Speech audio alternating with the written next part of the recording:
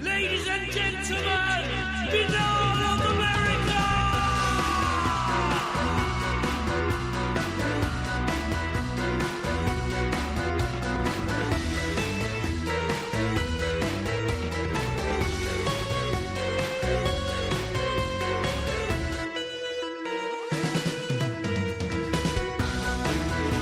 And now, ladies and gentlemen, Finale of America Audio with your host, Tim Banal.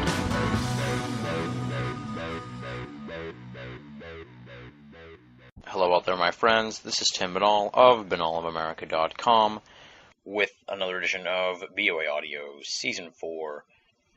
If you've been following along for the last 2 weeks, you know what we have in store for you here on the program this week, and that is the concluding portion of our first ever mini-series featuring esteemed ufologist Ann Druffel. I've already raved for the past 2 episodes about just how much I enjoyed this conversation with Ann Druffel and how much I respect her remarkable 50-plus year career researching UFOs. So you don't need me to slather on the hyperbole here again on the 3rd episode of our mini-series. So let's just dive into the preview portion of the intro, and then we'll get you cooking with the final installment. We're going to be finishing up our conversation on Firestorm, Dr. James E. McDonald's fight for UFO science. We're going to be covering McDonald's goals for a national UFO monitoring system and why it seems like that project still hasn't come to fruition in the world of ufology. We're going to talk about unspoken pressures on McDonald to provide a UFO breakthrough. We're going to look at the Condon report in depth, including the Lowe memo and how McDonald was responsible for that document getting widely released, the reaction of ufology to the Condon report, and if Ann thinks the UFO field was permanently damaged by the series of events that befell it in the late 1960s, early 1970s. Amazing on-the-ground perspective there from Ann on what it was like in the world of UFO studies when the Condon report dropped. We're also going to examine the folding of NICAP from a number of different angles, what the scene was like in ufology when that went down, what the folks on the West Coast, such as Ann and her mentor, Idabel Epperson, and the NICAP of Southern California had to say about the folding of the national NICAP office, and what James E. McDonald thought about it, since he was a huge ally of the NICAP organization. Then we're going to look at the events that led up to James E. McDonald's death, beginning with his clandestine meeting with top government officials. Very fascinating stuff there. The SST congressional hearings, which saw McDonald publicly ridiculed by a congressman. That's a heartbreaking story. Family issues that plagued McDonald towards the end of his life, and his subsequent suicide, along with Ann's thoughts on what may have been behind it. Much like the previous 2 episodes here in the miniseries, this is a jam-packed edition of BOAA Audio as we close the book on Firestorm, Dr. James E. McDonald's fight for UFO science.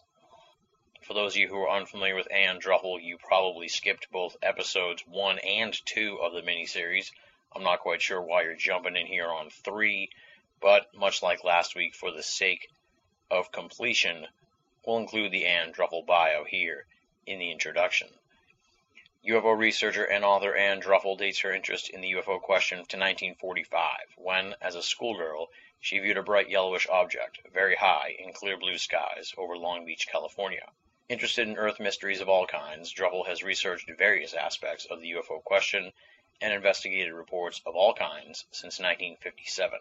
She was one of the first investigators for NICAP, remaining with that organization from April 1957 to 1973.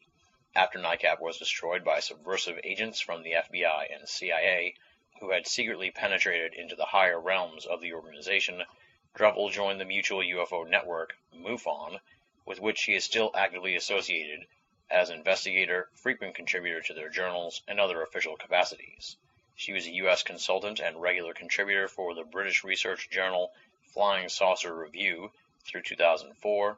She has authored 6 books and numerous articles for newsstand magazines on UFOs and other Earth mysteries, and has contributed over 190 articles and columns for top UFO journals in the field. Her website is www.anndruffel.com, ANNDRUFFEL.com. Check it out. Without any further ado, Let's rock and roll. This interview was recorded over the course of 2 days, January 24th and January 27th, 2009. Ann Druffel, talking about Firestorm, Dr. James E. McDonald's fight for UFO science, on BOA Audio, Season 4. One of the interesting things I found that was one of McDonald's big goals or quests, I guess you could say, probably, and you'll probably correct me if I'm wrong, probably towards the latter half of his public participation in the UFO field, was this quest for a UFO monitoring system. It seems like he did a lot of work and tried to pull a lot of strings to get this thing together, but it never really happened, to the best of my knowledge. But I guess just talk a little bit about McDonald's ideas and hopes and goals and quest for that UFO monitoring system that became a big part of his career as a ufologist. McDonald was a pure scientist, and he knew that unless he had scientific proof that these things were around in the sky, that the scientific community at large would never accept them as verified. And so I think he tried with some of the scientific organizations that he was members of, and he gave talks to. He gave hundreds of talks about UFOs. The monitoring system would be the finest scientific way of proving the existence of these objects. Yeah. It seems like after McDonald died, that idea really, to the best of my knowledge, never really got any further. Now, you'd know better than I would. Has that UFO monitoring system ever been put in place by anybody, or is it still sort of on the drawing board, or a grand idea that never really came to fruition for the UFO field? Well, for the UFO field, it was a grand idea that never came to fruition. But it would be wonderful if it did. But it's possible that the government has something like that. I would think it's very, very probable that they do. But they do not share the information with the civilian UFO research field or with the public. Yeah. Now, I know that a couple of years ago, Peter Davenport put forth an idea for a passive radar system that was similar to the UFO monitoring system that McDonald wanted to do. So it's not like the idea has died out. It's just that it just can't seem to get together and get going. So hopefully someday, a privately funded or privately organized UFO monitoring system can be put in place by ufology and make use of that data. Yes. It would be entirely possible to do it if we had the funding. The funding is what is stopping us.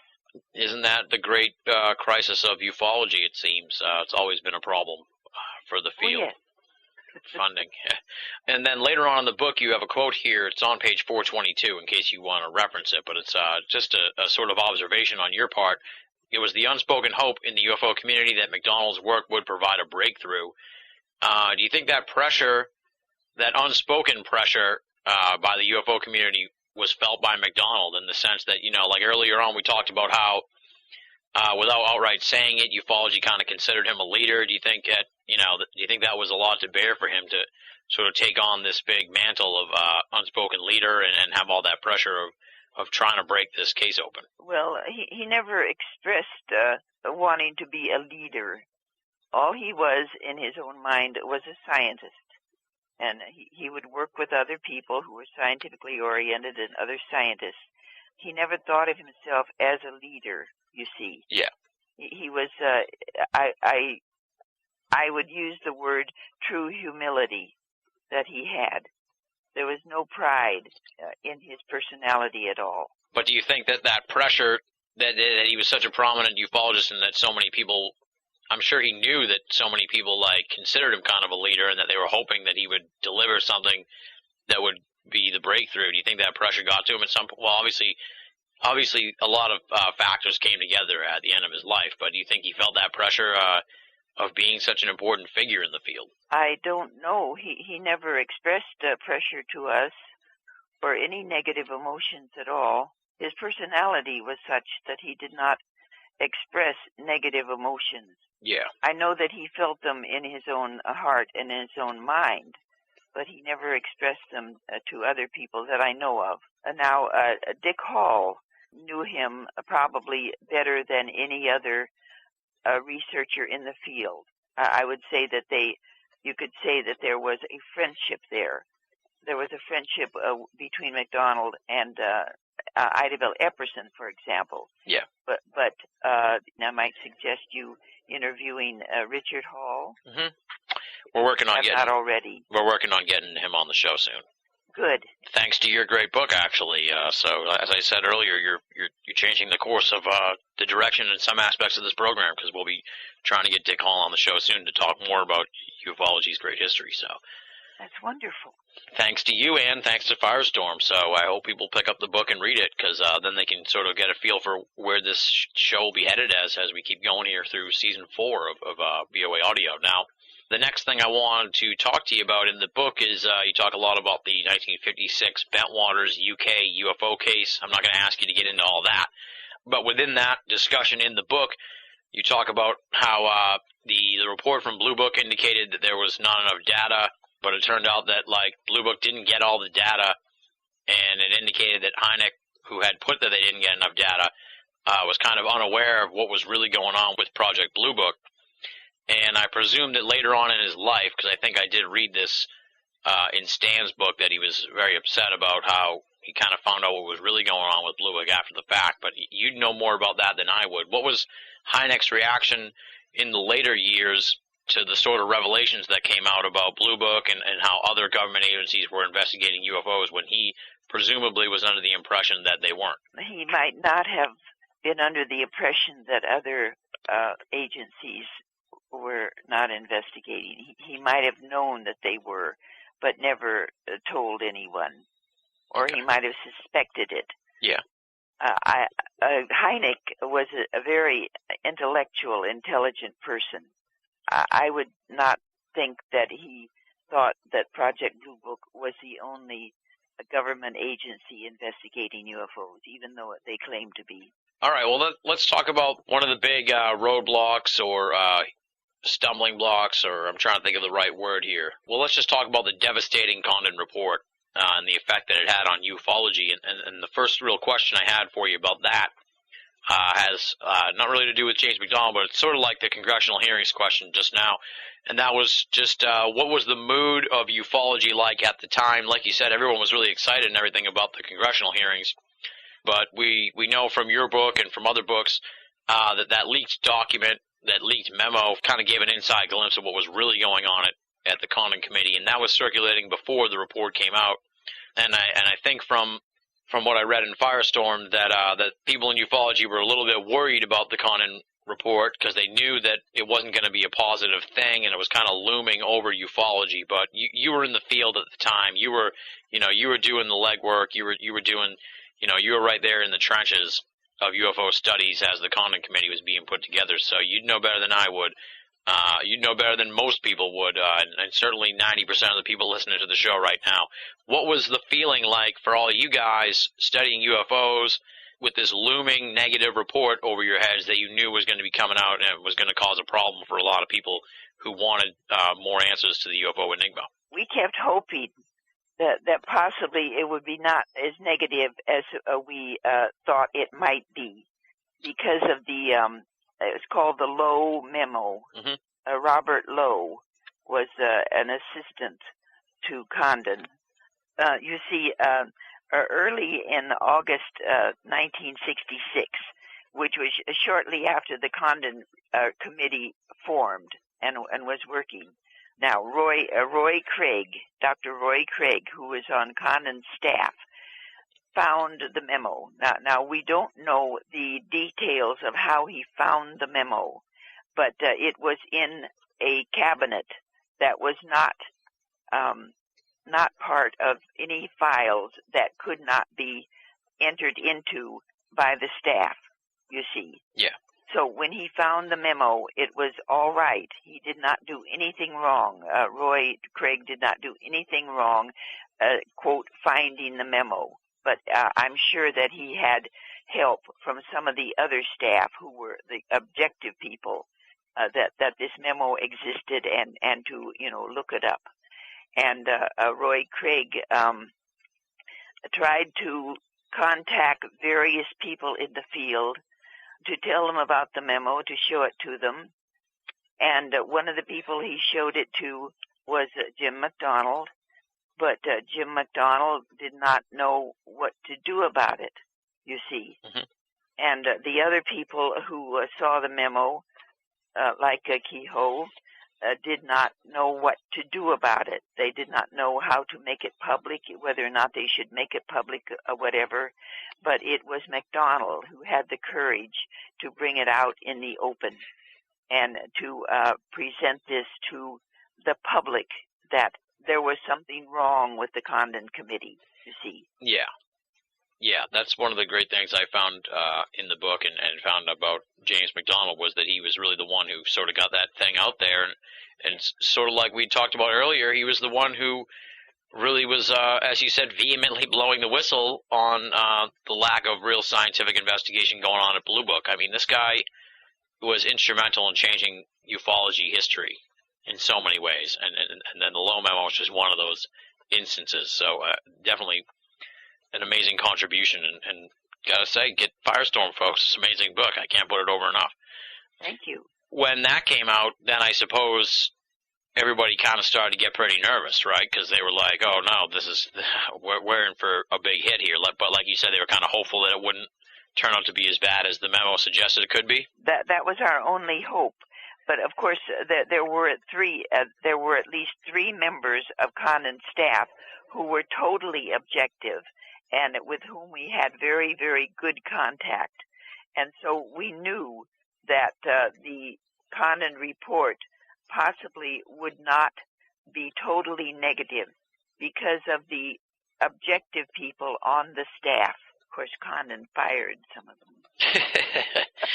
Oh, man. Now, when the Condon report came out, it sounds like they sort of rushed it out because the National Academy of Sciences was supposed to take a look at it and approve it, and they thought that was going to take a while, but then it only took like a day or something, and then all of a sudden it was like, boom, it was out right away. What was the reaction like for all you guys and for NICAP? We kind of know the reaction to Jim McDonald when it came out. He pretty much dove right into it and started dissecting it piece by piece to refute the whole thing. But what was the reaction of everybody else, in the field of ufology when this came out? What were you guys feeling? We were all dismayed, you see.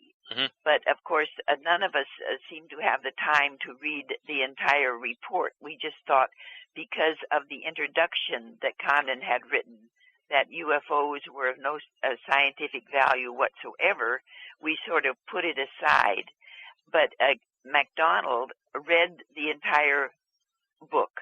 I think he must have been the first person to read the entire book, and he found that a full third of the cases, I believe there were 90 cases in the Condon report, that at least 30 of them were unidentified. The staff listed them unidentified. Somehow this information of unidentified cases crept into the middle of the Condon report without Condon's knowledge. And it's apparent that Condon himself did not read his own report. He only wrote the introduction, the very negative introduction. Yeah. So there were still objective people on the staff, probably that Condon did not even know. Condon did not even know what they were doing. It's kind of well known, too, that once the Condon report came out, there was quite a negative effect on ufology. It was really sort of the beginning of a dry spell, I think, for UFO studies. But like I said, you'd know better than anybody that we've had on the show what it was like at the time, on the ground at the time. When the Condon report came out, down there in Southern California, did you guys see a noticeable effect on interest or participation in UFO studies? There was no lull in our participation. See, we knew that something like this was going to happen because of the Lowe memo. Yeah. And we were grateful for McDonald's going through the entire thing and discovering that there were at least a third of the cases discussed in the book were actually listed as unidentified. And these were among the very finest cases that we had studied ourselves all over the country and in Australia and in Europe, you see. So we went on. We picked ourselves up and thought, well, that's the government, and we'll go on. And we did. Now, what about the people that were sort of on the fence? Because there's been some, people I've had on the show who are UFO history buffs speak of, the Condon effect. And it's certainly noticeable that around that time, the late 60s, early 70s, it was like boom, boom, boom, Condon Committee, Blue Book closes, NICAP folds, James McDonald dies. It sounds like that period had a very long-standing, lasting effect on ufology that it may not have still recovered from in some ways. What do you think? I mean, here we are, nearly 40 years on since, 40 years since the Condon report came out, I think. So what do you think? What are your thoughts on how ufology sort of unfolded since that difficult period there of events that I just named? Well, I will agree with you that there was a Condon effect. And the funding that was coming into NICAP fell off dramatically. Dick Hall will blame this on the fall of NICAP. I blame it on other things in the book. Hypothetically, I blame it on interference by hidden CIA and FBI agents on the NICAP staff. Now, you say we never recovered. We recovered. Our field would not be affected by something that the government did to us. We knew that there was a government cover-up. We were very well aware of it, and we just fought against it and continued on. But I'm not going to disagree with you. I'm just going to forward my own observation, I guess, and you can tell me what you think of this. Sure. But it does seem like, even though ufology was definitely on the fringe back then, there was still a lot of people from the mainstream who were looking at it. I don't know, it just seemed like it had a different feel than it does now. It feels now like it's almost been marginalized, where back then it was more of a pressing issue. Well, when McDonald was in the field and NICAP, the subject was treated very respectfully, especially when Jim McDonald was in the field for those 5 years. The media was very, very positive toward the UFO phenomenon. But then when he died and NICAP folded because of a lack of funding or other reasons, which I give in the book, yeah, the media did not pay attention to the phenomenon and what the civilian research field were doing to investigate it. Yeah. It went back to almost totally ignoring it for a while until the abduction phenomenon burst onto the field. Which is about the late 70s, early 80s. It was 1973. Oh, okay. So you're saying like the Betty Barney Hill stuff. Well, Betty and Barney Hill were 1965, I believe. Oh, okay. I'm getting my dates. And even McDonald was interested in the Betty and Barney Hill case because here were two very, very fine, reliable witnesses. And there were a couple of other cases that, Betty and Barney Hill was the one he was most interested in, but he never formed any conclusion about whether or not they were actually abducted. Yeah. Because there was no proof. No scientific proof. I guess just to throw in a little more onto what you just said, and to tie it into what we've been talking about, it seems like ufology then, if the media started paying attention to the abduction phenomenon, and as we've said, the ETH thing got stuck in with the abduction phenomenon, it definitely does sound like ufology went in a whole different direction after that. Well, when you say ETH hypothesis, that has always been part of the scientifically oriented UFO phenomenon. But it was the abduction cases that overwhelmed us starting in 1973. Yeah. For which there is no explanation, except I speculate in the book that possibly this interdimensional phenomenon, which is, well, yes, and also in How to Defend Yourself Against Alien Abduction, I go into that. Yeah. That this is what has destroyed the reliability of the field to a great extent with the public and with science, with the scientific community at large. the abduction scenarios, these stories, these are completely different from what we call the ETH, because even McDonald felt that he had a very mild hypothesis that these flying unidentified craft were possibly from extraterrestrial sources. You say that you guys really got overwhelmed with abduction cases and it sort of picked up in 73-ish. Had McDonald lived, do you think he would have gone into that avenue of research, or do you think he would have stayed with the scientific UFO, straight up, UFO in the sky and potential landing type situations, but stayed away from abductions? I mean, this is a I'm speculative sure he would have been interested in the swarm of abduction cases that came. He would have wondered why they were happening. He would have wondered which were true and which might not be true. But he would have stuck, I believe, with the search for scientific data that these extraterrestrial craft are flying around our atmosphere. And his idea, which I present in the book, is that this was always his primary concern. It would have continued to be his primary concern, because when you have scientific proof of something, that is when the scientific community will give attention to it. Mm-hmm. But there is no scientific proof of abductions, you see. Yeah. And then you've kind of talked about the folding of NICAP and stuff, and in the same vein as some of the other questions we've had here throughout our interview, as you said, you were part of the NICAP subcommittee there in Southern California. What was going on with you guys when all this stuff was going on in Washington? What were you thinking? Had this been something that you thought was brewing for a while, or did it come as a total surprise? What was the reaction to the folding of NICAP or the takeover of NICAP? Because as you said, Idabel sort of left the NICAP situation once it became apparent that things were degenerating pretty fast. But what were the thoughts and actions of all you guys who were part of the NICAP group in Southern California when all this turmoil started happening in D.C.? Well, the NICAP subcommittee folded, of course. When NICAP folded, I believe by 1971, it was all over when McDonald died.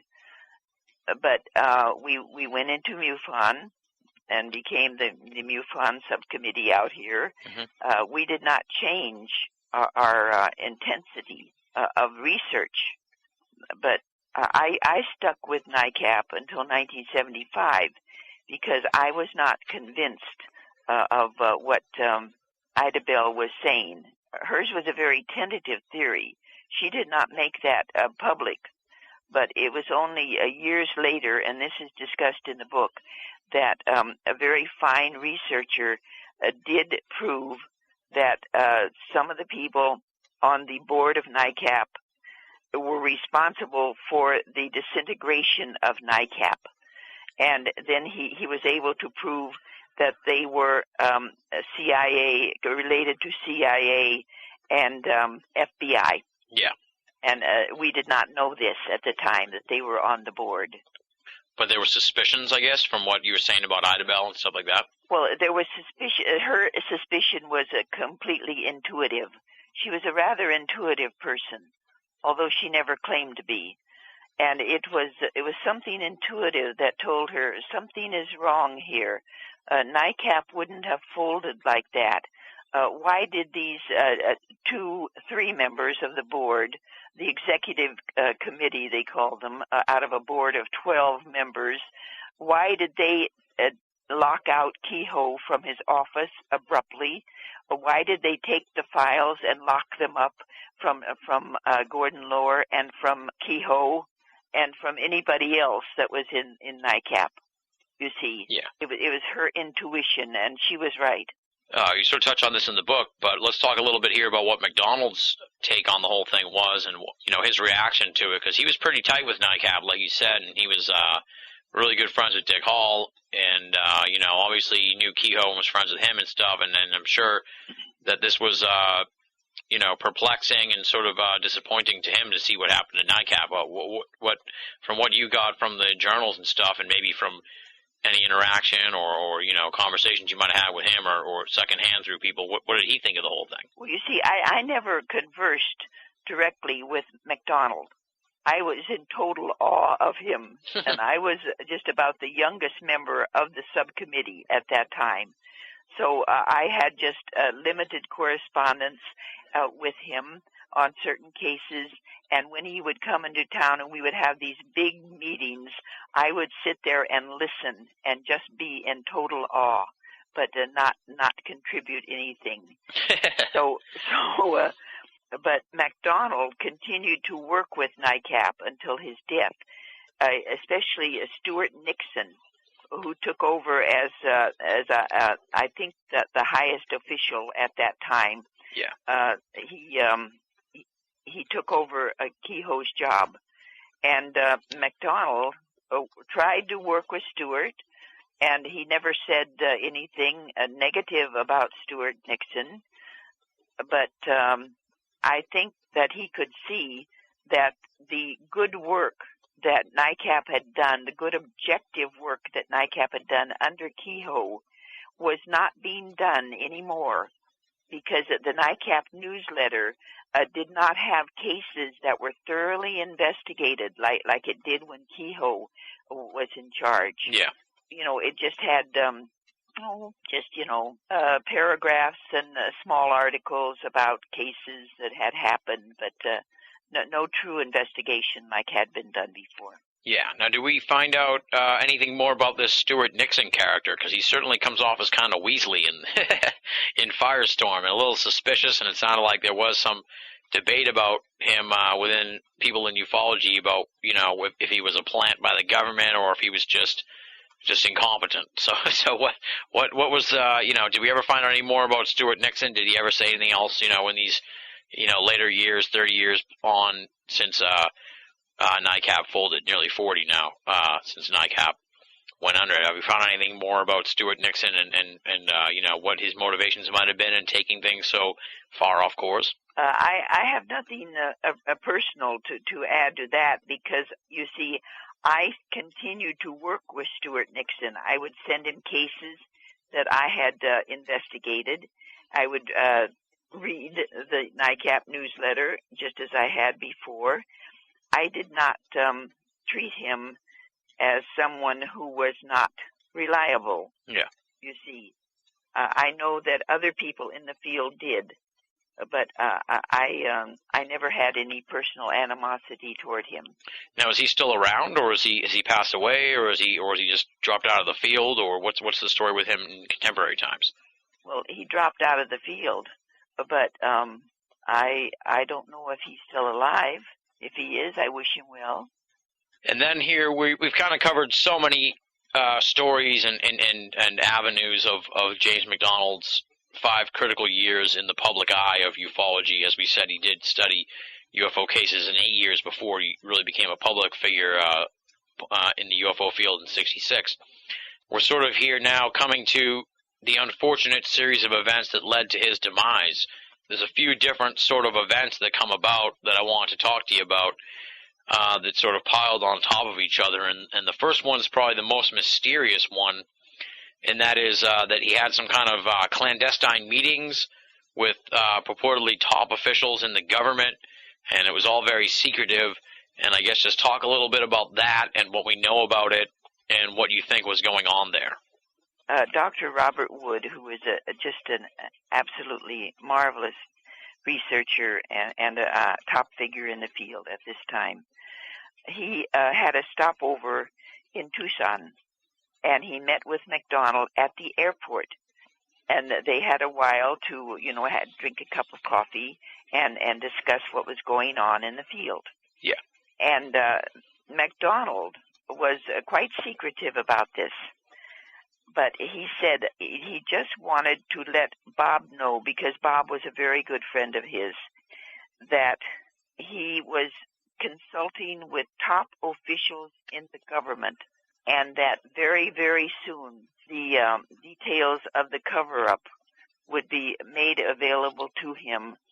In other words, what the government really knew would be given to him by these top officials that he was meeting with that he never named to Bob, but that he couldn't talk right now, but that it wouldn't be too long before he felt that he could reveal what he knew.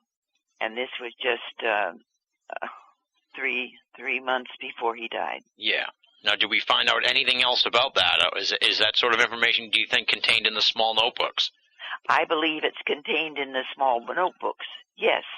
If he told Robert Wood that he was consulting with top officials in the government and that they were giving him the true information that the government had and that soon he would be able to reveal it publicly, I would think that he would have written this down in what we call the pocket notebooks or the small notebooks. Yeah.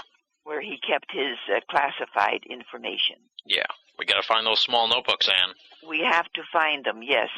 I wish I could get to Tucson and scout out two leads that I have that may possibly yield fruit. Oh, that would be amazing. That would be just amazing to find that information. Now, you speculate that it may have been just an attempt by the government to sort of dangle a carrot in front of McDonald and then pull it back, sort of like as it had done on many occasions with him. Do you think that was the case, or do you think these were genuine top officials in government that were going to try and help him out? I would say it was a carrot dangling in front of McDonald because just weeks later, he tried to commit suicide, and then shortly afterward he succeeded. I don't believe that he committed suicide myself. I give the hypothesis. Yeah. In the book that he was helped along. We'll get into that in a moment. The other big event that sort of played a big part, I think, in his worsening depression was the congressional hearings on the supersonic planes, the SSTs, and this just vicious and kind of just vicious is probably the only word I can really come up with off the top of my head to describe Representative Conti's attack on McDonald. As I was saying about the book, and this goes hand in hand with McDonald's early suicide attempt, and then the suicide completion through from April to June, and this happened in March, was the congressional hearings. And this is a testament to you as an author. In Firestorm, as I said, the general text of the book is 525 pages, and the last sort of downhill slide for McDonald is really like the last 30 pages or so, and it just keeps getting sort of worse.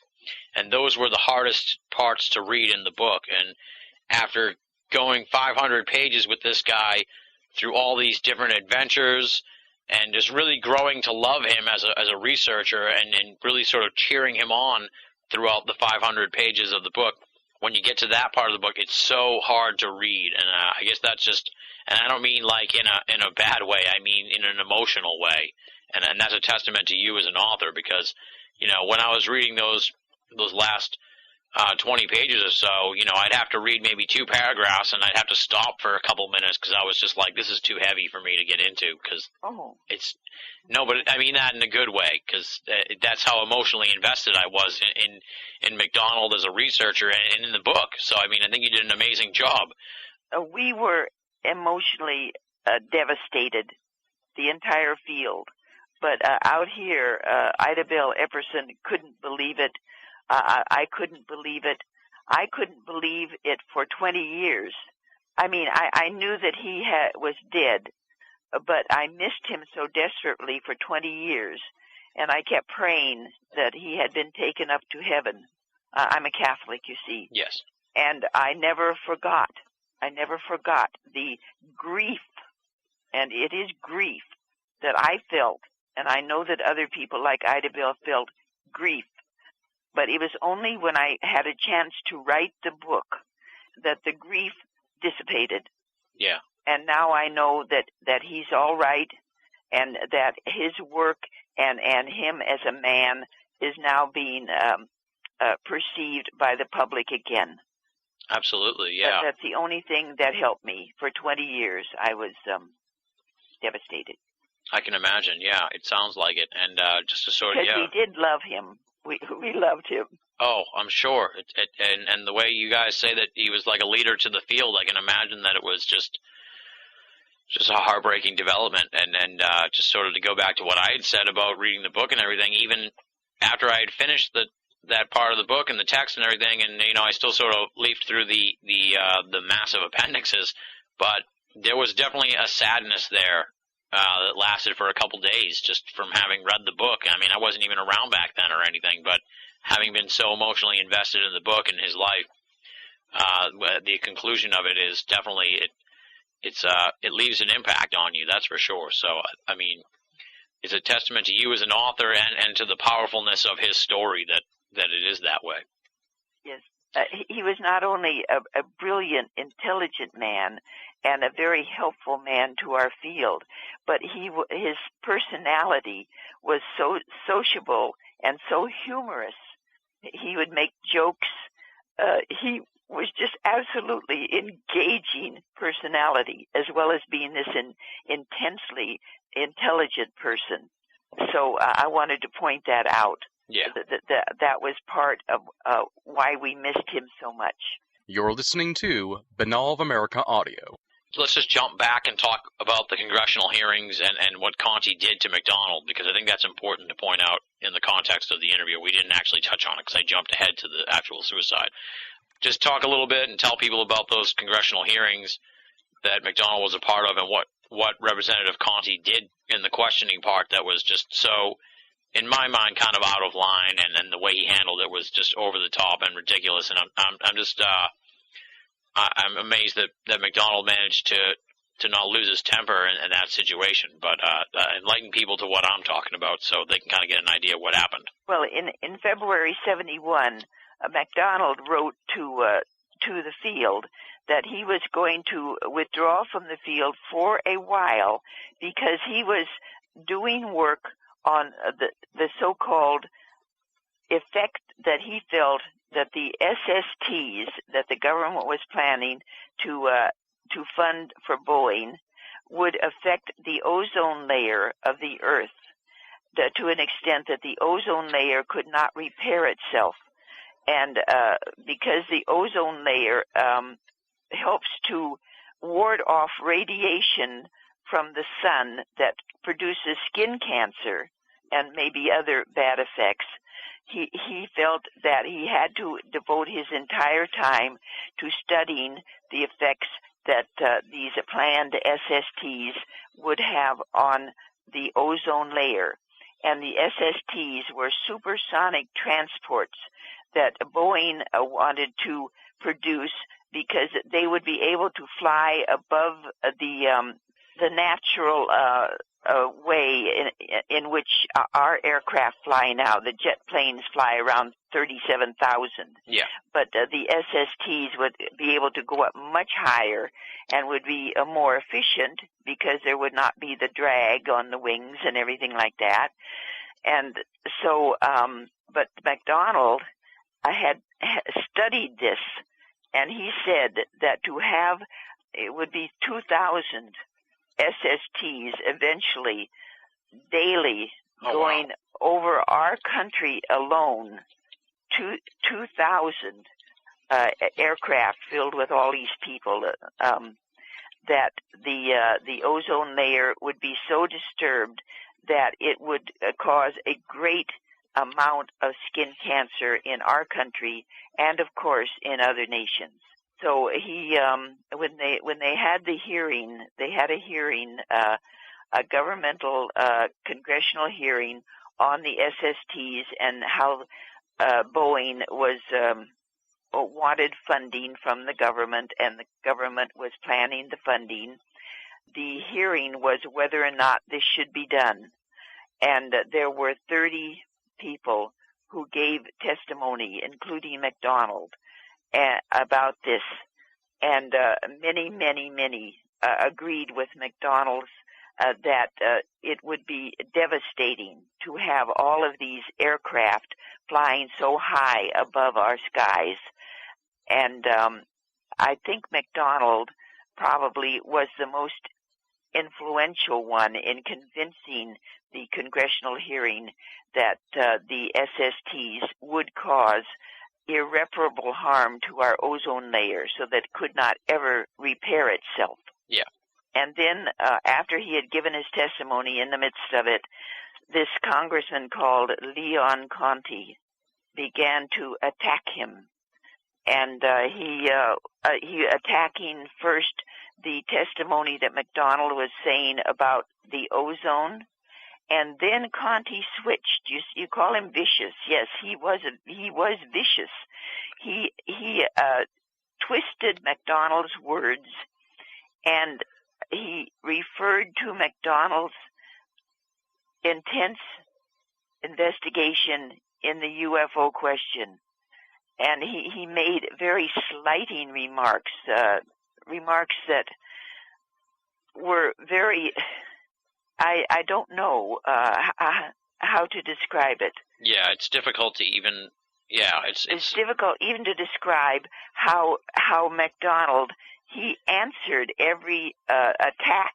It was an attack by Leon Conti, that here was a man who was saying that the ozone layer would be irreparably harmed, and this was a man who thought that little green men were flying around in flying saucers, and he put the two things together, and the people in the hearing laughed.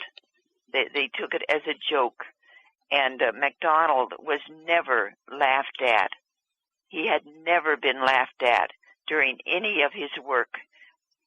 He couldn't understand why Leon Conti was doing this. He gave him answers, but Leon Conti would not accept the answers about his McDonald's work in UFO research having nothing to do with his work on the ozone layer. The two things were not related in any way. But Conti would not accept this, and then another congressman on the panel joined with Conti, giving insulting remarks to McDonald. Yeah, it's just a painful part of the book. Yes. To experience, because like I said, you go through the whole experience with McDonald, and just like I said, it's just painful. You can only imagine the turmoil and the hurt that he must have been going through when that was going on, because from a third-person perspective, it's just painful to go through. So just from his point of view, it's painful. Well, by this time, he had things that were happening in his life that were causing him depression. He fought the depression, and he didn't show it to anyone.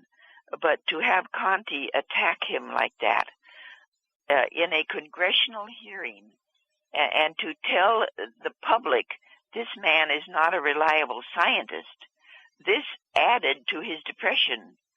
And I discuss in the book how certain UFO researchers that we know met him in the cafeteria of Congress afterwards and saw how totally depressed he was. But he pulled himself up, you see. Yeah. And a couple of weeks later, he was able to convince the scientific community at large that his testimony on the ozone layer was entirely reliable. And then Congress decided that the SSTs should never be built. Yeah. So he was right all along in the, yes. So we kind of talked about the fallout of the suicide attempt. I did just want to ask you, you sort of put forth the idea that he was helped along the way, perhaps by government intervention. I guess just talk a little bit about that, and you think that was the case, or you just sort of put that out as a possibility. But it sounded like from what you said that his family really doesn't think that might be the case, but maybe you might know more than I do about that. So what are your thoughts on the whole suicide, and what really motivated that? Well, you see, Betsy McDonald and I worked closely together on this book, and she and the members of her family were convinced that the first suicide attempt by McDonald and then the later one in which he actually died were caused by family problems. And Betsy explained that McDonald spent so much time on UFO research, you see, in his spare time. But he was gone from home so much that she missed him desperately and became attracted to another I'm not going to call him a gentleman, another man. Yes. In an organization she was involved in, and they became, how would you call it? Intimate? Yes. And McDonald learned of this, you see. Yeah. And he did everything he could to get back her trust, to work this out, because he loved Betsy so deeply, and she loved him too. So she felt that the depression he felt about the potential breakup of their marriage was what caused his final depression that led to his death. Yeah. They had agreed that they would stay together in the same home until their children were all out of college, you see. Mm-hmm. But that she would continue with this other man in a romantic relationship. Yeah. And he fought. He did everything he could. Yeah, it just sounds bring like her back, but was not successful. Yeah. It just sounds like a series of events here that just piled up on him. Yes. And now that's her. That is her feeling, and the feeling of the family, and I respect it. I respect it highly. Yeah. But as a UFO researcher, I have information about certain things that happened to him that indicate that he was being followed. You see, mm-hmm. that the government was doing things like you say, dangling carrots before him and then bringing them back. Yeah. The depression he felt over Leon Conti in the hearing, although he seemed to get over that.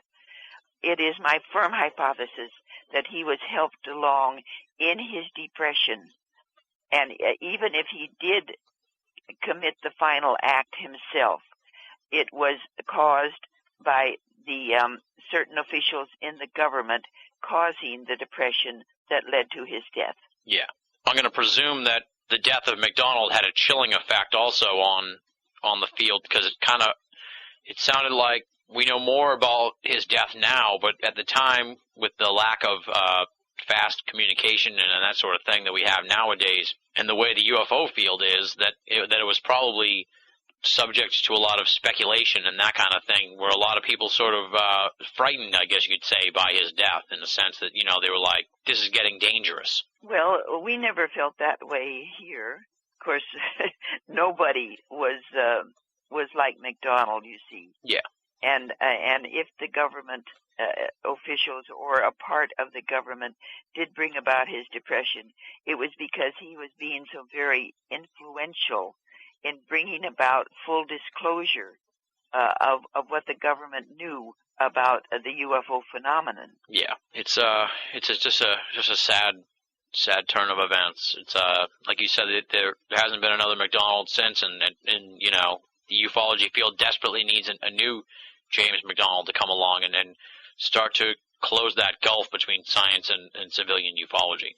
Well, I think that's where the fear might be among other scientists who might have the ability that McDonald had, although I don't know who they would be. Yeah. That if they tried to do the same thing McDonald did, they too might be attacked by government sources. Yeah. Okay, I think that wraps up the Firestorm conversation. I did want to ask just about one overarching theme of the book that almost sounds kind of quaint here now in 2009, and that was the cover-up versus foul-up debate that was going on in ufology during the James McDonald years. I guess just talk a little bit about that. It seems kind of quaint now. Do you think that debate's pretty much been settled with the whole Freedom of Information Act and how we've gotten more information about what was going on back then? Yes, you see, the Freedom of Information Act was not in effect when McDonald was with us, and there was no real release of formally classified UFO documents like there is now. Yeah. And so the foul-up, we know it's not a foul-up. But yeah. McDonald, you see, if he were alive now, he would have changed his mind and know that it was a true cover-up, not a speculated foul-up. Yeah. And that's kind of that's what I was referring to earlier when I said how much the field has changed in the last 40, 50 years, even though we still don't know what UFOs are. Back then, there was the big debate about cover-up versus foul-up, and it sounds like that was a pretty, rigorously debated topic in ufology at the time. Well, it wasn't rigorously debated in ufology. This was McDonald's own idea that he knew that there were local cover-ups on military bases. He knew this cover-up of UFO information by the government, but he felt that these were just, it was not a general cover-up, you see. He could not accept the fact of a general cover-up by the government because he had no scientific proof, you see. Now we have the scientific proof.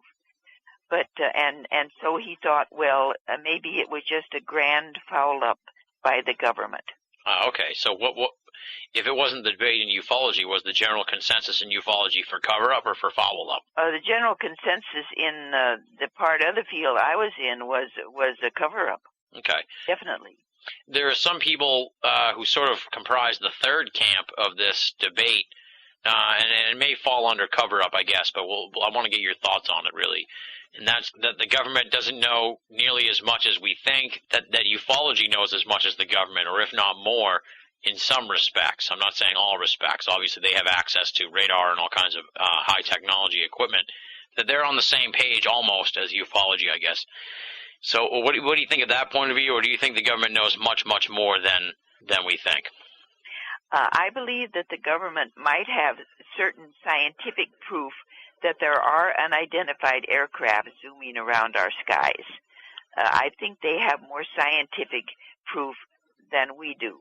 We have empirical evidence, you see. Yeah. Or a little bit of scientific proof. But the thing is, I do not think that the government knows precisely what these things are, where they are from, how many sources there might be, or if it's just from one source. The government does not know the purpose of the surveillance by these unidentified aircraft. I believe that, I mean, it's generally known that they are getting some kind of technological information from the information they have. But I believe that the government, our government, does not want to release this because they are afraid that other nations, especially enemy nations, will get hold of that technology and develop things by which they can smash us. Yeah. Well, some people think and hope that if the economy keeps tanking, that maybe one of these advanced technologies will be accidentally discovered. I use that in quotes, of course. Interesting. To sort of, jumpstart the economy if they all of a sudden found a free energy device or something, Yes, there apparently is a free energy device that these things use. Yeah. So if the government's sitting on it, maybe if the economy keeps going down and they need something quick to turn it around, if all of a sudden they discovered it and got it out and we're putting it, all this, you need factories and all that great stuff here in America to build those things. So that'd be wonderful. It's the hope of some people. The factories here and the jobs here. Absolutely. And export them to China. All right, now this is the final question here, and that's just the sort of big picture analysis. Your thoughts on the evolution of the field of ufology since 1971. We've kind of talked about that in the effect that, it got overwhelmed with abductions. It seems like abductions sort of went to the back burner or became, I guess, let's just say abduction became part of the fabric of ufology, beginning then and has sort of faded more and more as time's gone on. I mean, abductions aren't nearly as big as they were in the 70s and 80s. Now they're just a part of ufology that is accepted as sort of a peripheral aspect of the field. And ufology, I'm not really sure where it's at nowadays, what it's really doing aside from the old school classic style of ufology that's still going on, and then this exopolitical kind of almost NICAP-esque, but on a different level, and different means and stuff like that, movement to push the government for answers. And I just want to know what you think of how the field has evolved since '71, since the abduction boom, in the last 20 years or so. As I said, you've been in the field for 50 years. You have an amazing front row seat to the changes that have gone on in this field. So I'm anticipating an interesting answer. I'm looking forward to hear what you think of where this whole scene has gone since '71, since McDonald died, and in the last 30, 40 years. Well, when McDonald was with us, we felt that the field was evolving, that we were getting close to convincing the scientific community at large that the UFO phenomenon was a serious scientific question that was being badly neglected.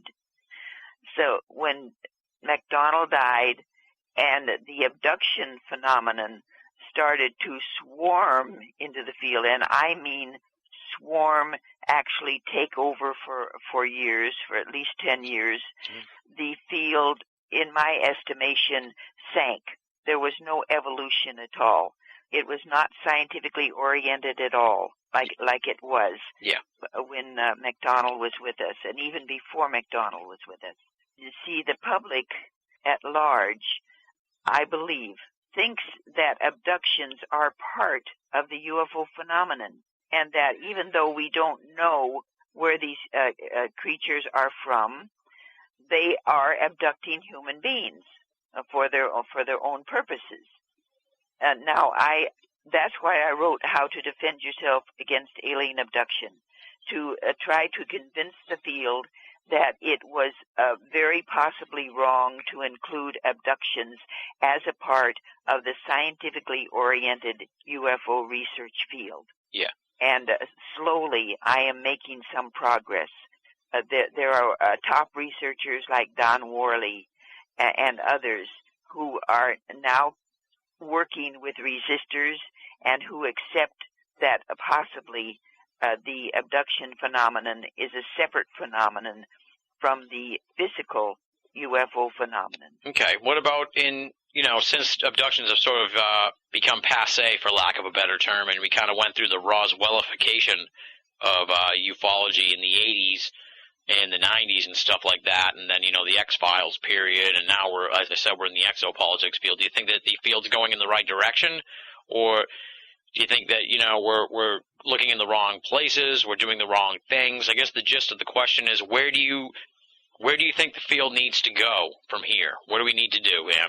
I am very impressed by UFO hunters, this one that started last year with Bill Burns and a team of scientifically oriented UFO researchers who take the very top cases that have occurred over the years, and they do extra scientific work with scientists. In some of the landing trace cases, they have the scientists actually do more work than has ever been done on trying to figure out how the landing traces have affected the soil and the vegetation around them. So I think that if UFO Hunters continues so objective, that this will be a big boon to the field and to the public at large. Okay. Because they do not address the subject of abductions at all. Yeah. And one of the things that I've really been pushing for in the last few months, and my conversation with Stan last month sort of reignited this idea in my head, and I kind of just want to get your thoughts on it, and that's just that I feel like the UFO field needs a sea change in public opinion. We need some better public relations in a way.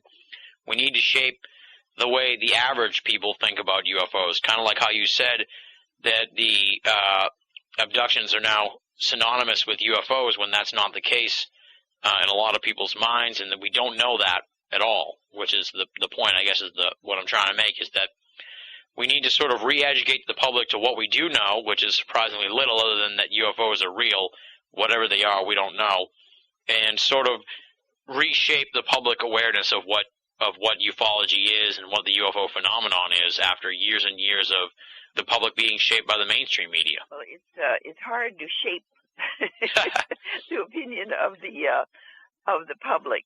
Oh, it's no small task. I know that, but I mean, it's I don't know how this could be done, except possibly by by shows like UFO Hunters, other very objective TV shows showing the scientific evidence of the physical UFO phenomenon.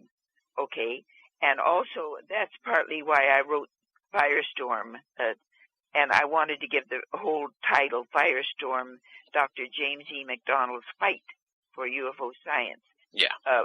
If books, more books like that could be written and given out to the general public, this would be a huge boost to informing the public what's really going on. Yeah. The books like this would have to be published by New York publishers, you see, Random House and things like that, and get out into millions, be sold in the millions, and the media people would have to have the authors on so that millions of people each week could hear an objective viewpoint of what UFO phenomenon might be or what we know about them. But I think that's one of the big problems of ufology today is that it just it gets a bad rap from the mainstream. Yes, and it's unfunded. I would like your public to know that researchers like myself do not work for any fee, no salary. We all of our costs come out of our own pockets. Absolutely, yeah. I'm in the same boat. All the costs for this program are paid for by me, so we're doing yeoman's work here, I think, but someday we'll be proven. I guess the final question is, you've been doing this for like 50 years. Do you ever get frustrated just that you've been in this for so long and the answer didn't come? I mean, we talked about how James McDonald thought he would be able to convince the scientific community after one summer. You know, you've been doing this for 50 summers, and we haven't, plus the 50 falls, winters, and springs, and we still haven't gotten an answer. And you've seen a lot of your colleagues and friends, you know, pass on to that next realm without ever finding an answer. So do you get frustrated or worried that your answer may come in a better place when you get there? No, I don't get frustrated or worried. I don't have fear at all. The thing is that I do feel that researchers like myself have been given this work by God to do, and if it's not answered, that's all right. It's still being given to us as work by God. I hate to sound religious like this, but that's why people like myself go on and on and on, because we feel that it is the work that has been given to us for part of our life work. Okay. We've talked for just a mammoth amount of time. Folks can pick up Firestorm through Amazon.com, BarnesandNoble.com. Go to your bookstore and ask for them to order it for you, and they'll get it for you. It is an amazing book. As I said, folks, it really has just reshaped the way I look at the UFO phenomenon, especially UFO history. A lot of people who heard the Jacques Vallée interview this past summer really heard me gush about how much he really reshaped my thoughts on the UFO phenomenon, and I have to say that Firestorm reshaped my thoughts on UFO history, and it's definitely going to change the course of this program as we go on, and I can't put it over enough. So folks definitely want to pick up Firestorm, Dr. James E. McDonald's Fight for UFO Science, and in addition to that, the Topanga Canyon contacts that we talked about earlier in the program. You kind of teased a little bit about what you've got going on in the future, but let people know what they can expect coming up from Ann Druffel in the future, Ann. I have been convinced by my friend Dr. Bert Schwarz that I should write my memoirs as to the research that I have done in various fields, including the UFO phenomenon. And so that possibly will be the next book I write. Okay. No estimated time of arrival on that one, though? No, I'm afraid not. Any speaking engagements that we should know about, or plans for any conventions or anything like that you have coming up that you might want to mention? Not right now.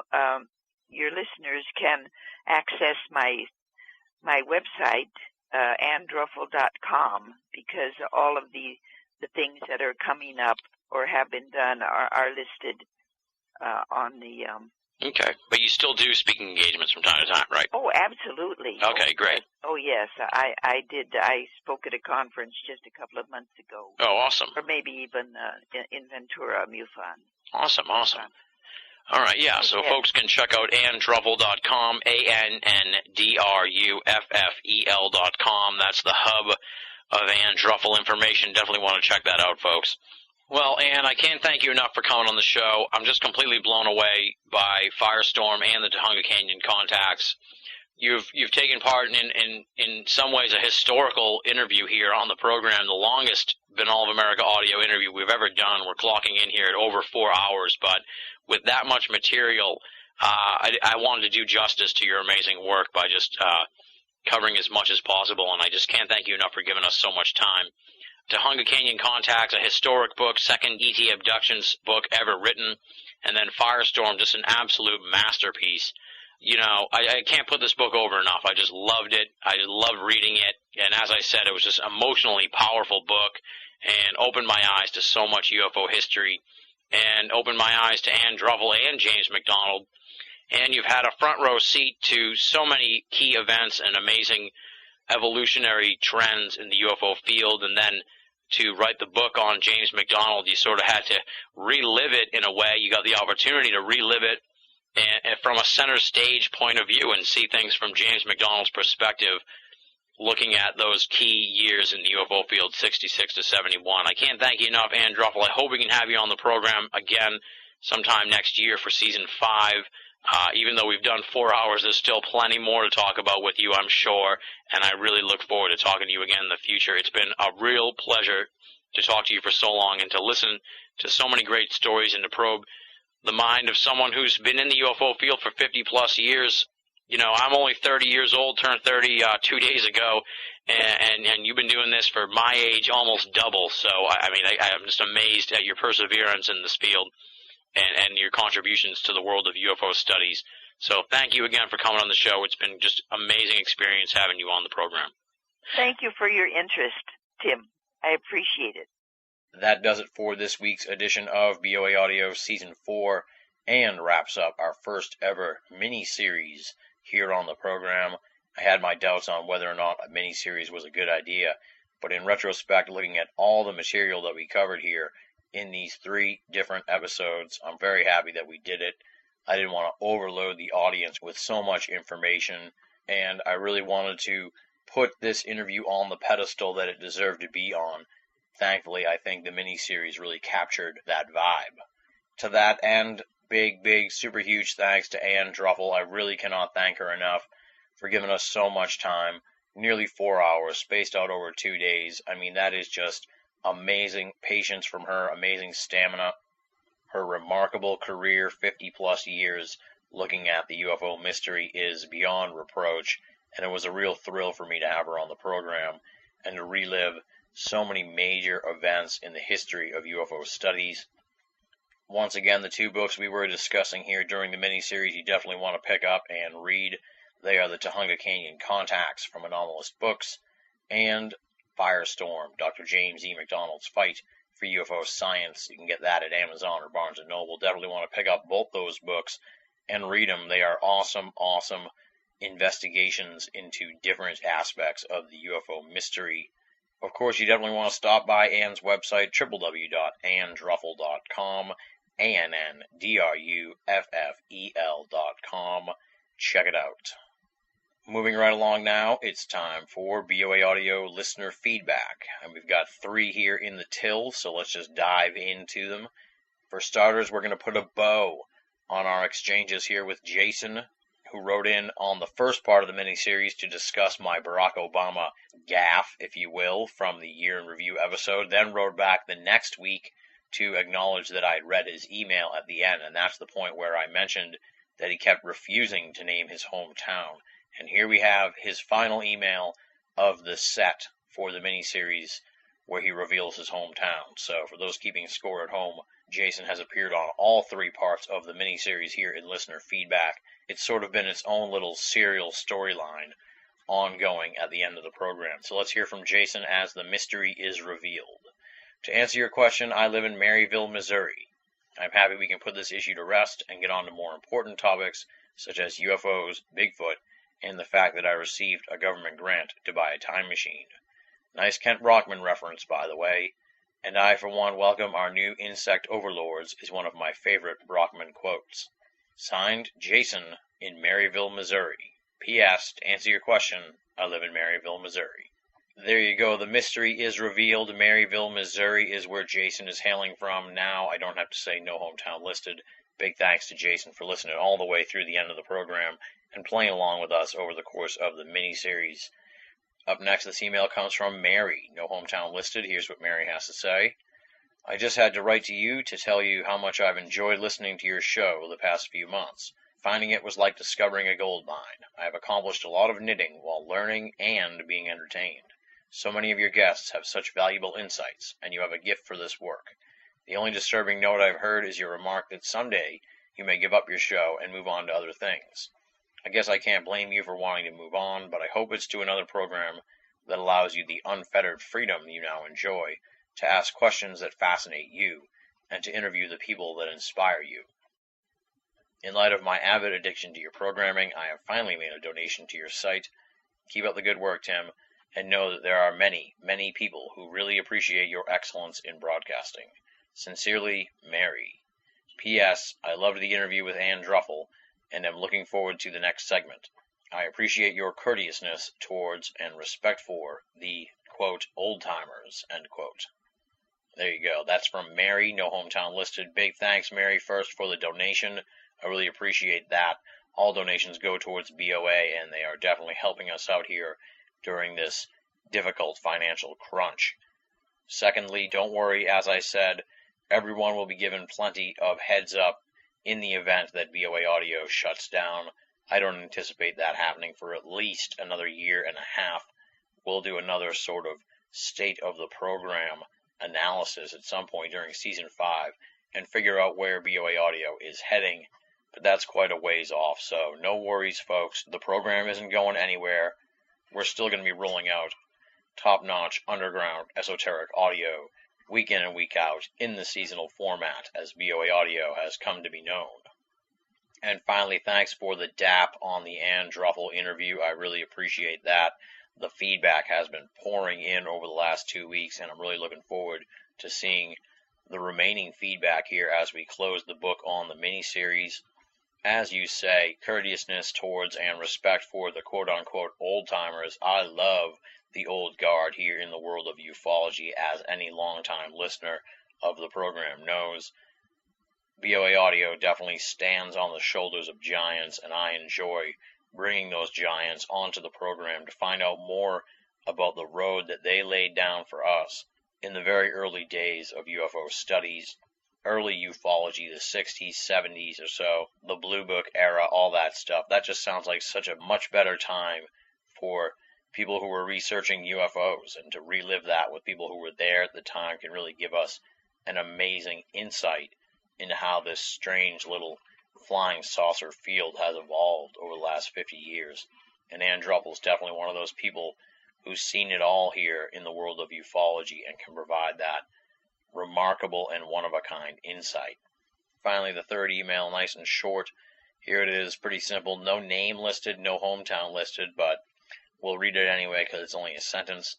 I would like to put a link to your site on my MySpace and add your site to my friends list if possible. That's it. So, pretty simple. Here's my MySpace for you folks. MySpace.com/Binall.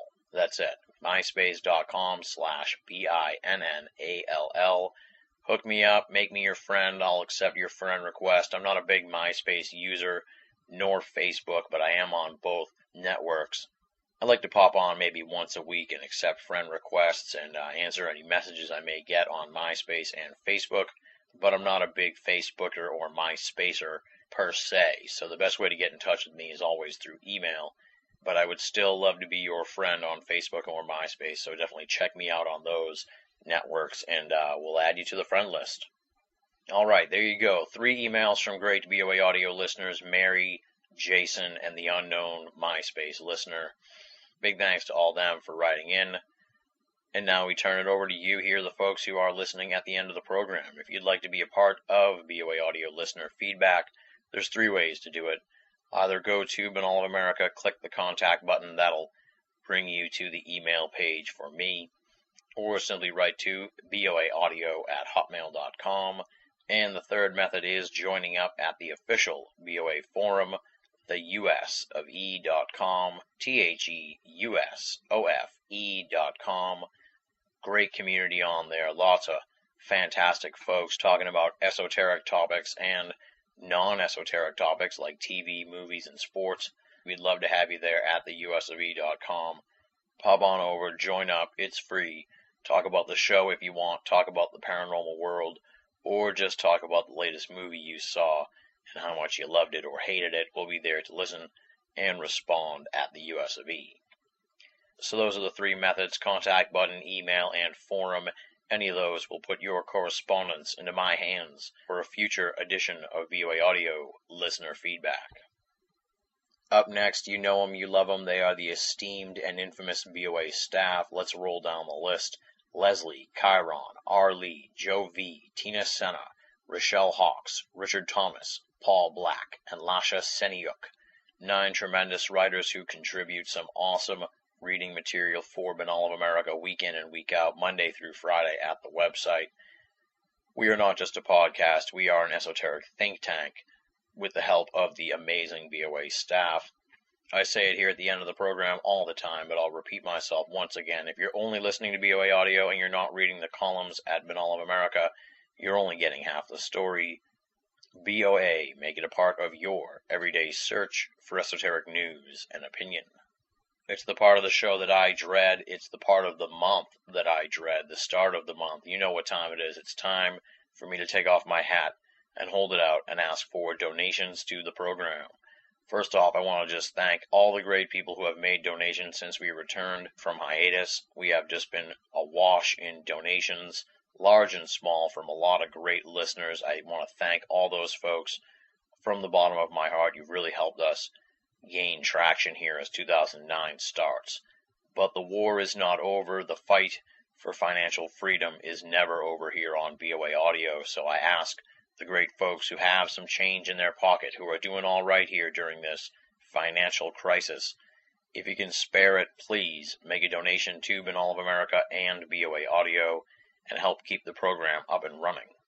How do you do that? Pretty simple. You go to BOA and you click the PayPal button. It's right there on the front page or on the BOA Audio archive page. Either one of those buttons takes you to PayPal. That'll walk you through the donation process. No donation is too small, and all donations go towards keeping BOA and BOA Audio freely available for all of our great listeners and readers the world over. Next week on the program, we're going to go in a whole different direction. Our guest is longtime friend of the program, the crackpot historian himself, Adam Go-Rightly. He's coming back to BOA Audio to discuss his new book, James Shelby Downard's Mystical War.